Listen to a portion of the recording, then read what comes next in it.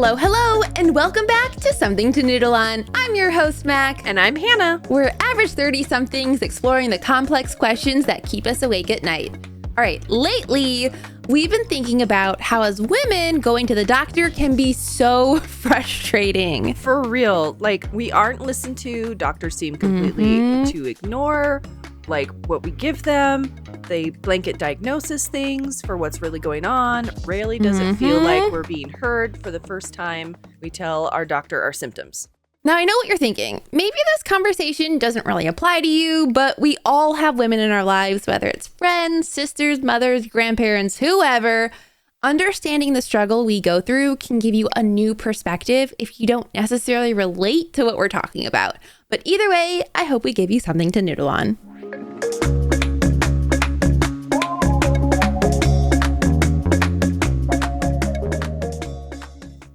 Okay, so I feel like I can say this with confidence that women just aren't listened to at the doctor's office. Whether it could be heart disease labeled as anxiety or an autoimmune disorder attributed to depression, or God forbid, ovarian cysts chalked up to normal period pain. Many of our health issues are easily misdiagnosed or just completely dismissed by doctors as something less critical than what it is.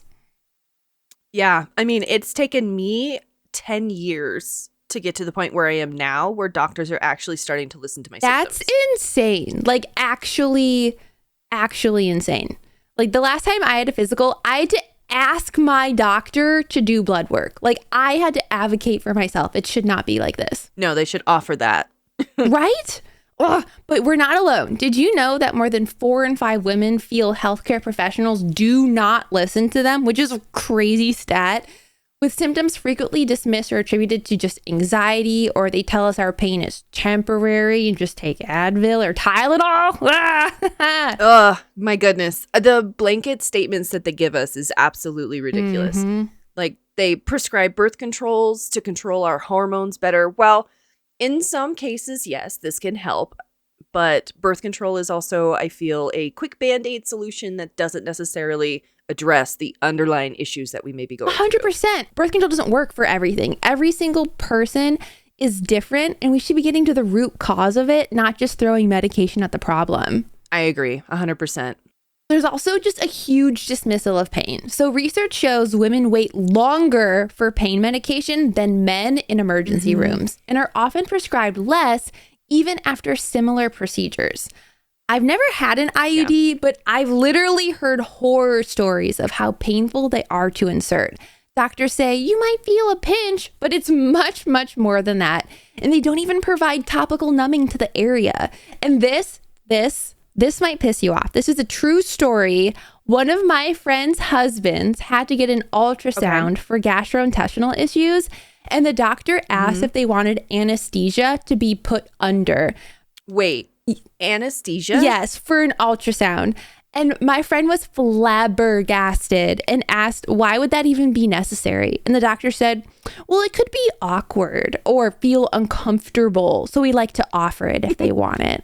Right? That's right. No, what? I'm like, that it's hard. Right there just shows you how men are treated differently in medical situations than women are. Because how many times do women get ultrasounds and it's not a big deal? No, yeah, I've had several ultrasounds and I never have gotten that question, right? Ever. So like usually when I have my appointments regarding my lady bits. Ooh, I like your lady the bits. Doctors, well, I don't like your lady bits, but I like when you I know what say you mean. lady Listen. bits. It's so fun.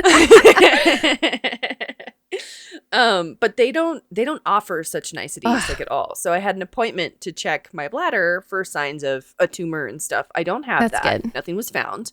But I felt pretty much everything that was going on down there. Oh my God. And it was very uncomfortable. They said they used numbing gel, but I'm pretty sure they did not wait long enough for it to fully take effect. And then they didn't give me anything afterwards for the burning and pain. They're just like, you're just fine. Like, have it's fun. Whatever. You're fine. It's good. Go home now. Walk. Drive yourself. Yeah.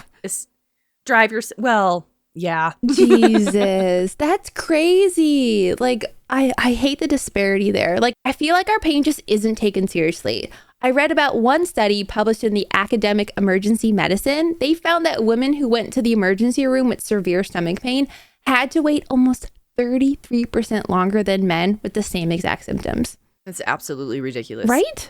Like, I've taken my daughter to the ER, but as a woman and a child of a daughter, like my daughter, okay, I'm going to say this again. Hold on, I'm going to say it again. I've taken my daughter to the ER and we waited for so long, right, to even be seen. And I think that it's because we were both women in the ER. And even though she was in pain and could clearly be showing that pain, we still, I felt, were dismissed as it was like, not as important. She'll be okay in a few minutes. Yeah. Like, just let her be and we'll check in with her in a minute. That's crazy. Like, it just doesn't make sense to me. Like I understand prioritizing like a broken leg or something, right? But like some pain could be dire. Like, what if it is your appendix or something, you know, like you don't know what the patient is going through, and to just be dismissed like that. Like, for women to have to wait 33% longer than men with the same symptoms, wild, crazy. And that shouldn't happen. Yeah. No, it shouldn't happen at all. It makes me so mad. Grrr.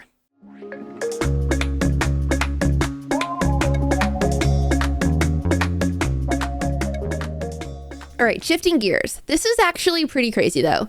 Did you know that women were not included in medical studies until 1993? In the 90s? In the 90s. It took that long for us to be included. Women have been around a lot longer than the 90s. Like we've been around since, I don't know, maybe the dawn of time. Because, you know, women created the 8 billion people on Earth. For us not to be included, wild. Well, and to lead into that also, did you know that even medical researchers avoided using female mice because of the greater cost associated with purchasing and housing both female and male mice?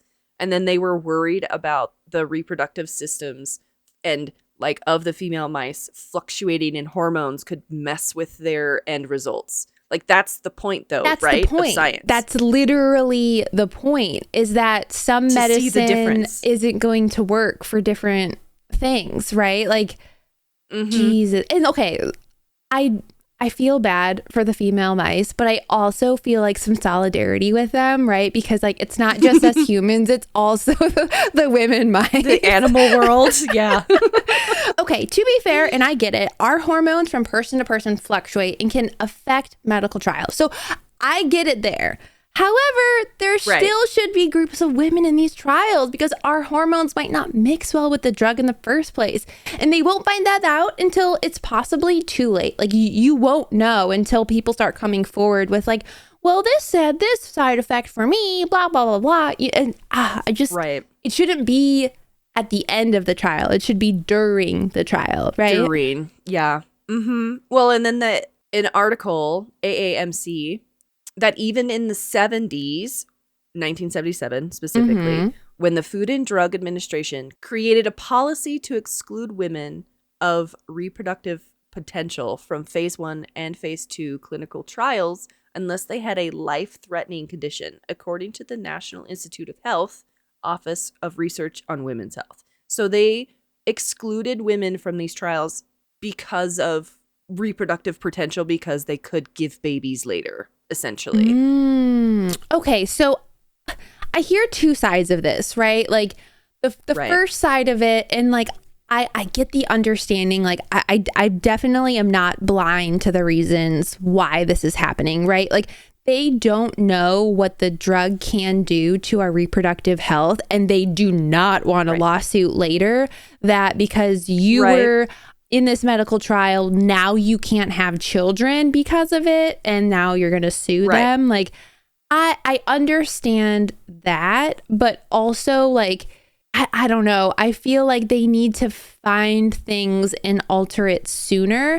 And maybe that's where the mice come in, right? Like, I don't know. Something needs to be different here for us. Yeah, I agree. I mean, I do understand where they're coming from too, but it's like, why can't they take that same consideration for men? Sure. Like, it could also do the same thing to men too, Yeah, right? yeah. So why can't a woman offer themselves up for trials? Oh, like if electively. electively, but they're excluded because of The potential. their potential. I wonder if men are briefed. Like, I've never been a part of a clinical trial, so I don't. Me either. Like, to be fair, I don't know the process. Like, I could be naive or ignorant in all of it, and maybe what we're saying is totally a moot point. But I wonder if men are like have this disclosure of like, hey, this could make you sterile. We don't know. Or if they're just like, yeah, it's probably fine. Like if they're given the same, I don't know, care or information, exclusion, whatever, insert the proper word here for what we're going through, right? Insert asterisks here at the bottom, fine print. Yes. Well, I obviously in any sort of trial, I do know that they have to explain the potentials of any and all side effects. But like if a woman comes forward and says, hey, I would like to be a part of this, and then they're told no because you could someday give us babies. But what if they're like, I don't want to have babies already, so... Right. Then they're still being dismissed. I feel like if you already know without a fraction of a doubt that you do not want children and or cannot bear children, them being a part of this study would be really, really important and could give us that. And helpful. Yeah, so helpful. Granted, this was the 70s, and then in the 90s, things changed a little bit more. But still, like, I just can imagine all of the medication in like the 40s, 50s, 60s, 70s that went through all these clinical trials just on men. And then women took these medications and then had crazy side effects because of it, right? Right. We can't be alone in thinking that this was even a thing. Yeah. But there's been tons of policy changes, right? Get this. Today, even today, so this was 70s, this was 90s, but now we're in the 2000s, right? For it's 2026 when this is being recorded. Despite all these policy changes, women remain underrepresented in certain trials, such as cardiology. Still. I know that. Well, and then did you also know that heart disease kills 1 in 3 women every year? What? And then that's a lot of women. That's and then a lot. women's symptoms present themselves differently than in a man. Interesting. So, yeah. And then heart disease kills more women than all forms of cancer combined. What? Like, I'm thinking like cervical cancer, like all that other stuff that we have to worry about. All of it. Like cervical cancer only kills women, right? And so that's like, if heart disease kills more than all forms, that's including the stats from other things, right? Holy shit. Right. Yeah. Why are we not included on studies? Yeah. Because of this reason. Why are we underrepresented in here? Yeah. It shouldn't be a thing. This infuriates me. Like, I was mad when we went through prepping this podcast, but now I'm like more mad that we're doing it. Fired and up. I'm Reading it out loud Yeah. hits a little different, doesn't it? It does. Yeah, it does. Oh, I hate it.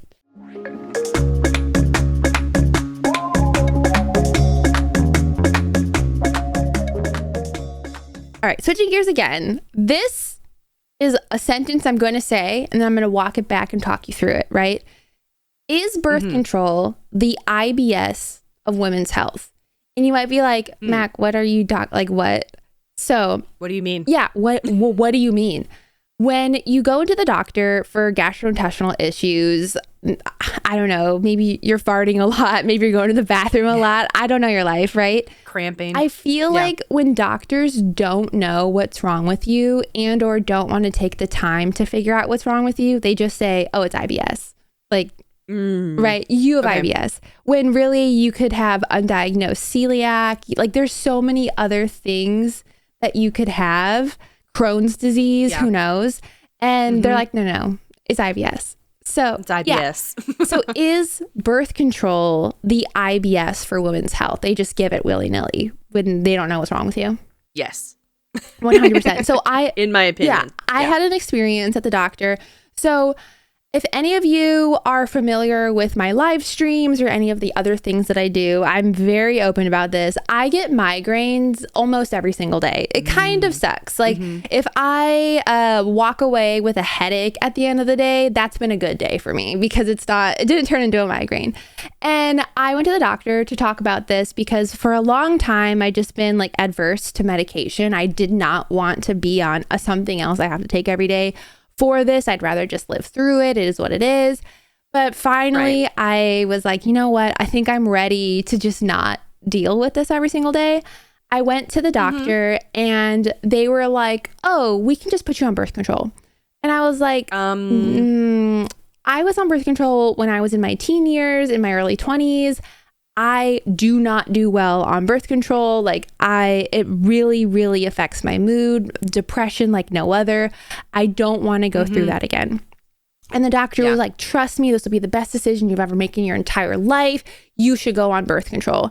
And I'm like, I really don't want to. Like, I'm starting to tear up because she's basically telling me there's no other options for my migraines except to go on to birth control.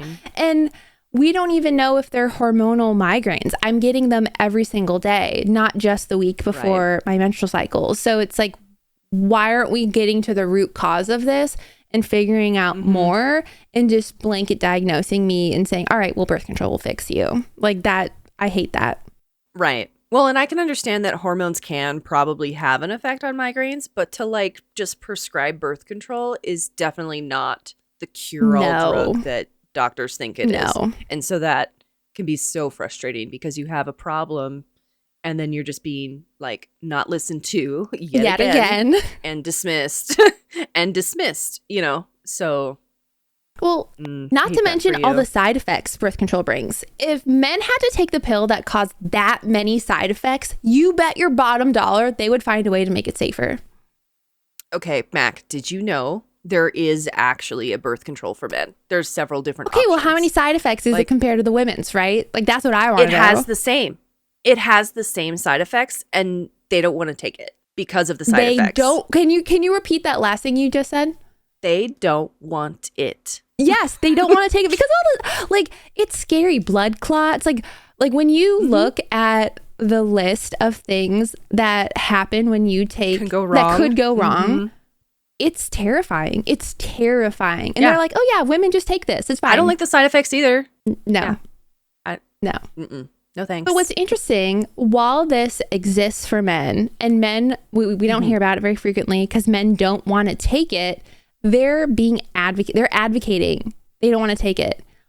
When we say we don't want to take it, can I tell you what my doctor said to me when I told her I didn't want to take the medication?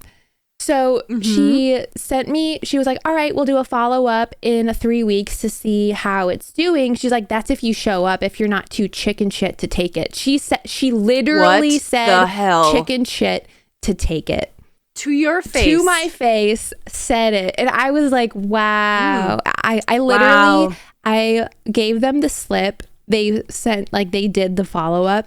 And then I canceled. I canceled that appointment in my app. I was like, no, we're not. I'm not going to you again. There's no way. I would never go back to that doctor. I did not. I was this is not happening. This is the same doctor that when I got my physical, I had to advocate for myself to get a blood test because I got my physical and she was like, oh, you're good. And I was like, don't you need to do a blood test? And she was like, oh, you're too young for that. And I was like, what do you mean? Like, isn't that literally part of getting a physical is making sure all of my levels of everything all my stuff is fine.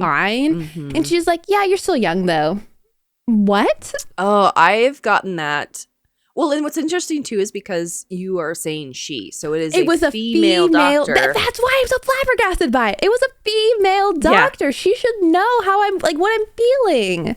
Yeah, I've actually had more females be dismissive to me in this situation than a man. Wow. Which is very interesting because of all of the things that we're discussing right now, right? And so why is it that way? And like it's so mind-boggling that this is a thing. Yeah. Like that we're just being dismissed like this, or just being forced essentially to take birth control when we don't want to. And it, like, if a man says, I don't want to, they're like, yeah, okay. Yeah, totally. Sure. You don't have to do what you don't want to do. But for us, they're like, we know what's best for you. Take it. Yeah. Well, and you had mentioned earlier that it took 10 years for you to get a diagnosis. Oh, it did. Yeah. And so there's some like health things that I'm going through, right? Like I'm getting diagnosed with adenomyosis, which is like a sister to endometriosis. And where usually one is, the other is. And so now I'm trying to go through the process of like getting that diagnosis. And I have to keep pushing, and I have to keep pushing, because it's like they're not doing a follow through. And it's taken like 10 years for me to even have them listen to me. And when I have approached doctors about these pains that I have and about these issues that I have that go along with this, they're like, no, it's just normal period pain. You're fine. You know, take some extra Advil or Tylenol. Oh my God. Here's some birth control. No. You know, or maybe you need to exercise more. Have you thought about having more children? What? Because that can help too. What? Mm-hmm. Yeah. So wow. These are things that are asked, you know, and or you're too young for that yet. And I'm like, I'm having these symptoms. Why won't you listen to me? Yeah, why won't you listen? It's definitely, yeah. I hate oh, you're too young, but that's not an issue for you yet. Like, here's a fun fact about men, and like, not to detract from like what we're saying about like women's experiences, but, and I suppose like this also could affect women too, but traditionally they usually don't do colonoscopies on men until they're in their like late 40s, early 50s, right? Correct. But now they're seeing that more and more men are getting colon cancer earlier in life. So they should be like doing these colonoscopies in their 30s, maybe even middle 20s to catch stuff before it becomes colon cancer in their 50s. Because by their 50s, it's been in their gut system for 20 years. It could be too late. Yeah. Well, and that's what's hard about adenomyosis is what I'm reading on too, because now that I'm diagnosed with it, it's a thing that I'm like really deep diving into now. Yeah. Right? And so it is one of the harder things to diagnose, because it is within the, like, we're going to get technical here, the uterine wall, the muscle itself. Ah, okay. And so it's hidden. And so that's why it's like, oh, it's just regular. It's just regular. Just extra pain. Woof. Yeah. I hate that. Well, like, okay. Have you seen those cramp simulator videos of men feeling what their partner's cramps feel like on a monthly basis?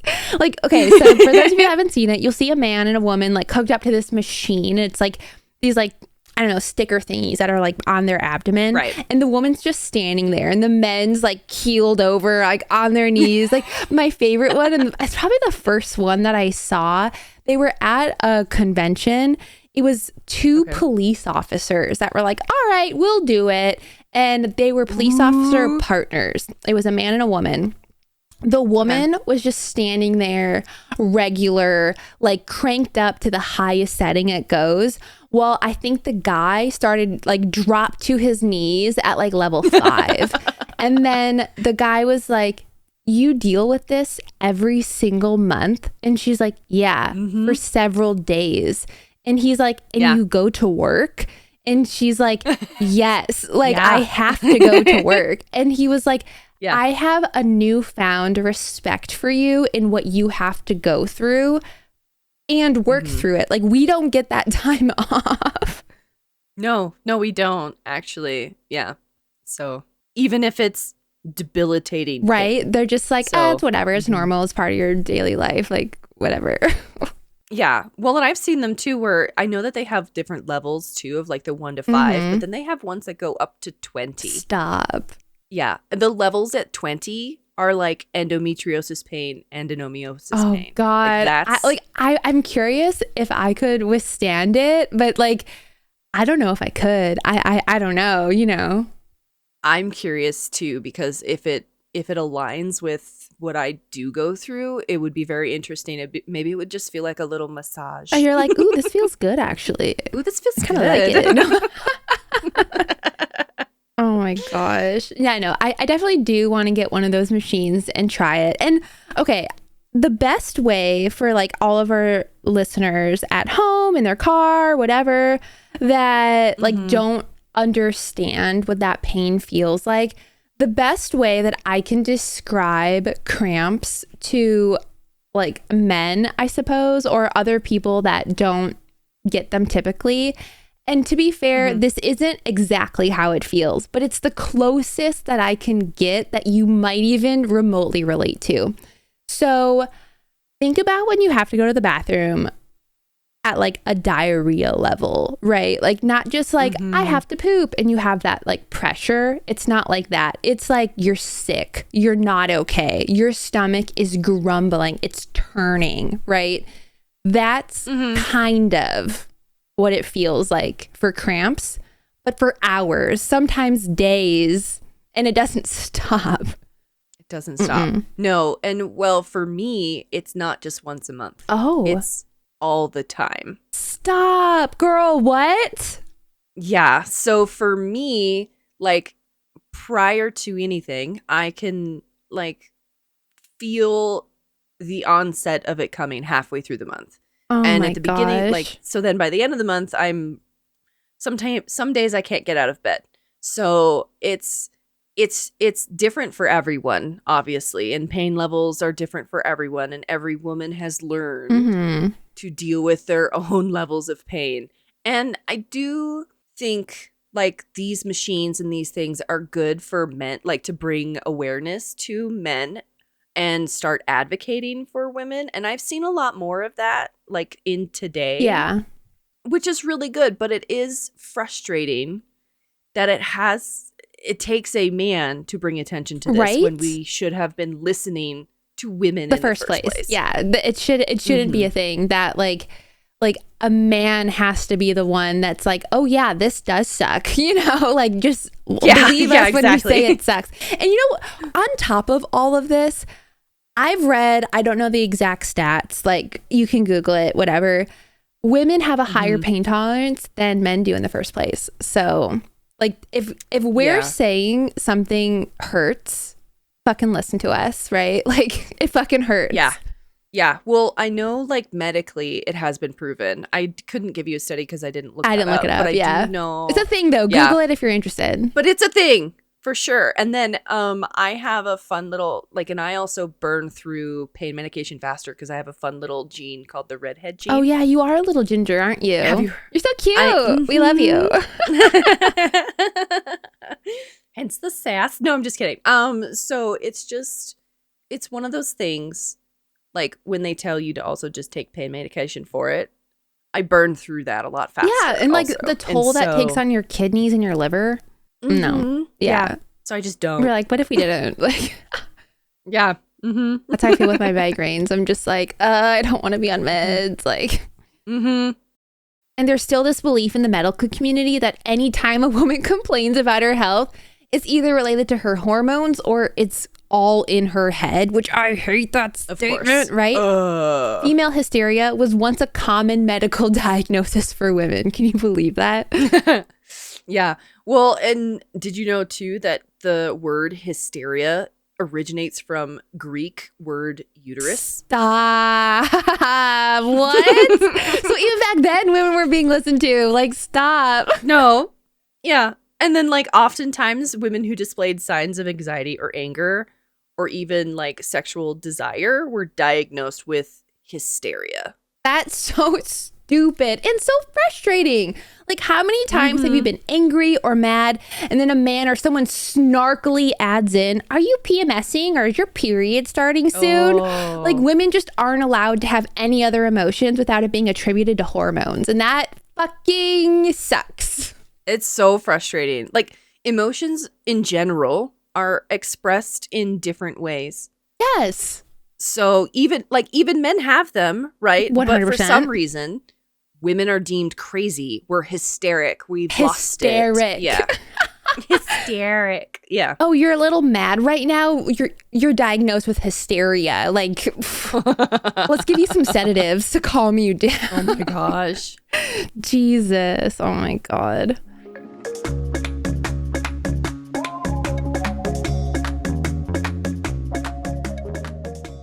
Okay, so we know we're not alone in this conversation. We put out the question on our Instagram accounts because we wanted to hear from you. And holy shit, y'all came through. Thank you for chiming in, but also it makes me so sad that this many of you have had experiences. We can't get to all of them, but here's several that stood out to us. Know that we completely understand and want you to know you are definitely not alone in this. We hear you. We see you. Yeah, for sure. We relate to you. Okay, so the first one is from Fiona, and she says, my name is Fiona, and I used to have terrible periods with a lot of heavy bleeding and could barely move. Doctors told me it was probably me being a teen and my relationship moving. Thing is, I've never dated before, So yeah. Woof. Then they started panicking and tried to find something for me to take to stop the heavy bleeding. I'm on the medication now and it's working. It's just frustrating that the doctors don't listen. I'm glad your podcast wants to hear about these things. That's so sweet.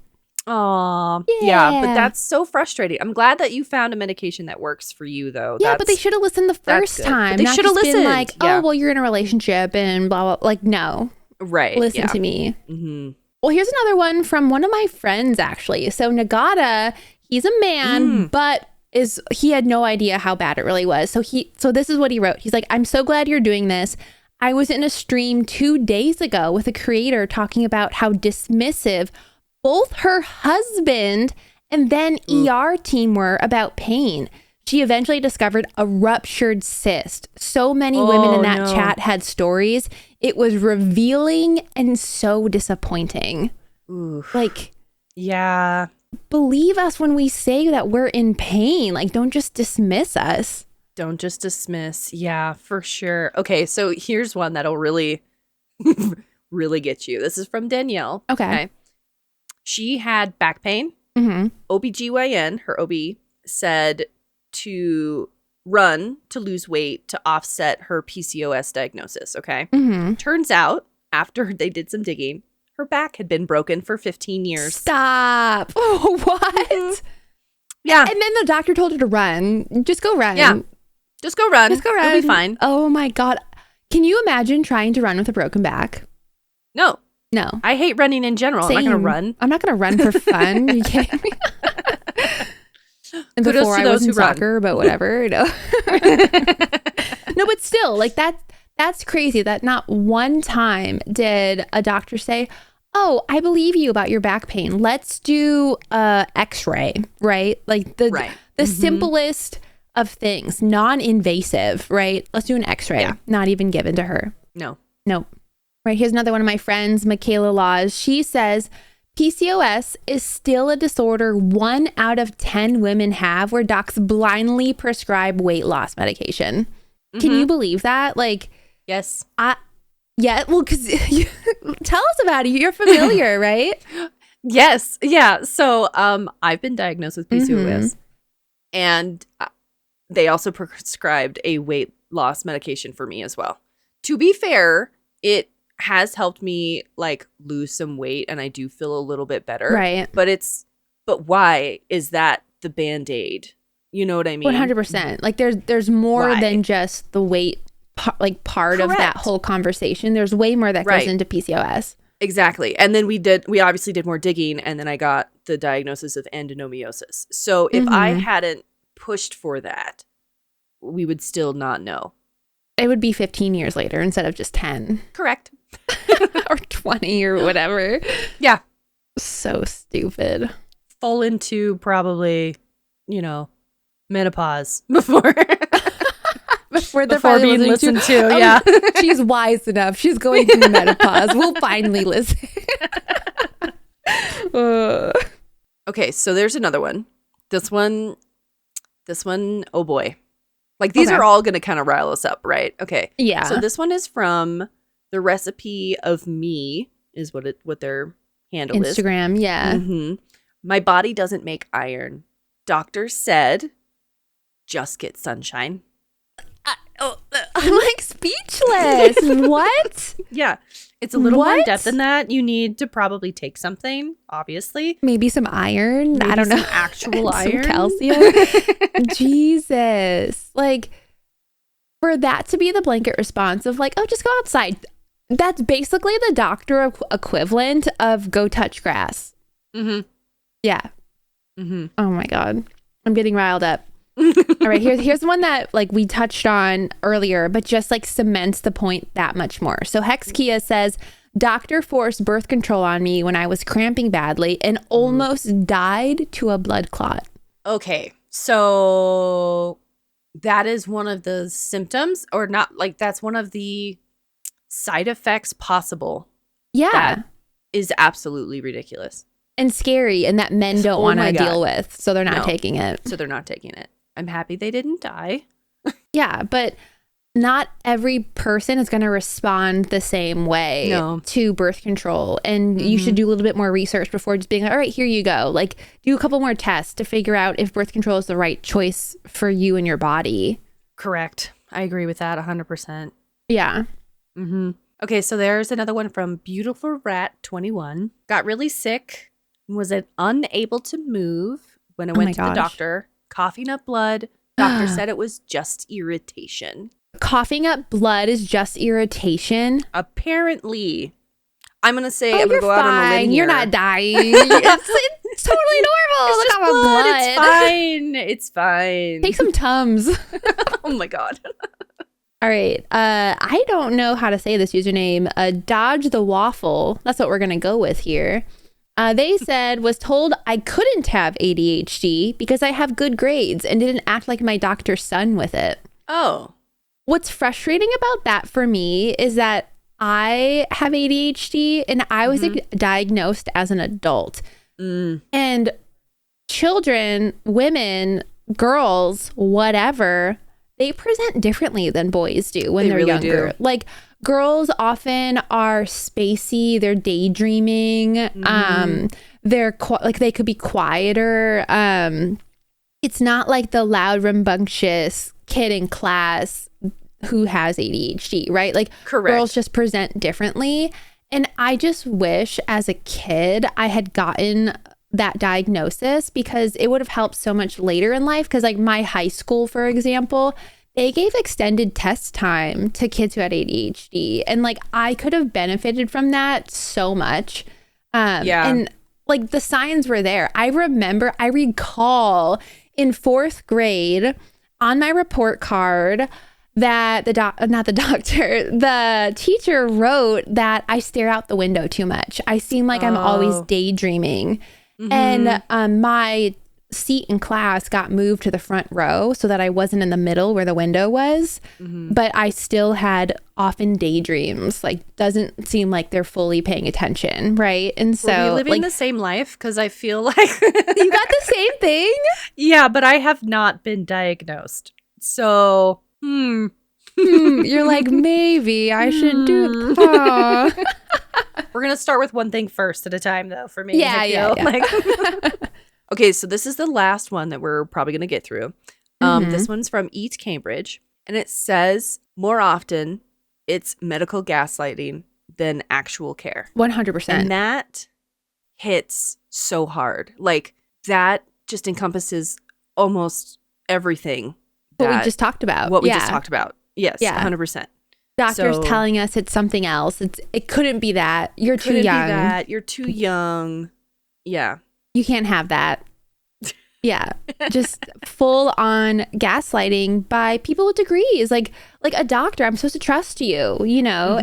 And some people take what the doctor says at face value. Like, can you imagine the people that aren't strong-willed is not the right word, but it's going to fit for this scenario. Like, people who aren't strong-willed enough to like defend that they know something is wrong with their body and they defend it tooth and bone. And they're just like, no, listen to me. The people that don't, and the doctor's like, oh no, you're fine. And they're like, okay, I must be fine.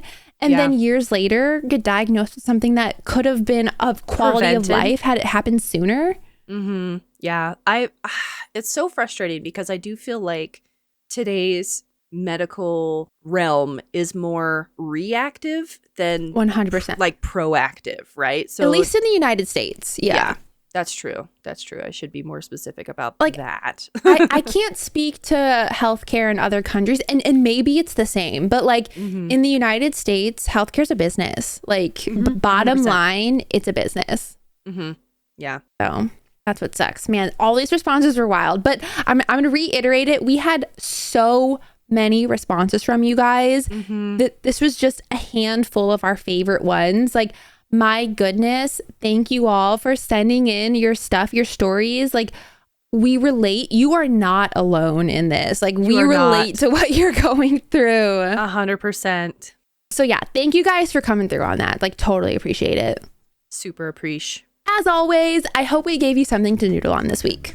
Whether you related to the conversation or even gained new insight to women's healthcare in America, possibly other countries. But this week, we want to keep the conversation going. So I encourage you to ask people in your life, friends, family, whoever, if they have ever felt ignored at the doctor's office, and just be a listening ear to them. If you want to share your stories, feel free to join the Discord, and we'll put that link in the description down below. And join us next week, where we will be diving into the topic of age. As we grow up, is it getting older or is it just leveling up? And how do we keep that childlike wonder as adulthood strips away our imagination? Until next time, bye! Bye!